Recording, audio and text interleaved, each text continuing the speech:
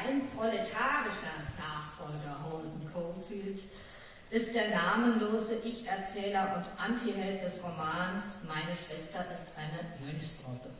Der Text brilliert durch den schnoddrig-ironischen Erzählton und die stoische Unverfrorenheit, mit der der Held sich in aussichtslose Verlierersituationen manövriert und anschließend die Realität in seinem Sinn umdeutet.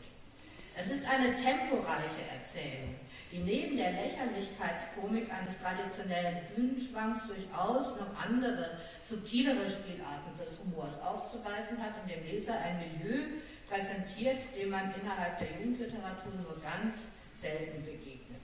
Dass das Buch weder im Roman, weder im Original noch in der deutschen Übersetzung als Jugendroman ausgewiesen wird, dürfte damit zusammenhängen, dass die Gattung Adoleszenzroman in Italien anders als in Deutschland nach wie vor eher in der allgemeinen Literatur angesiedelt ist.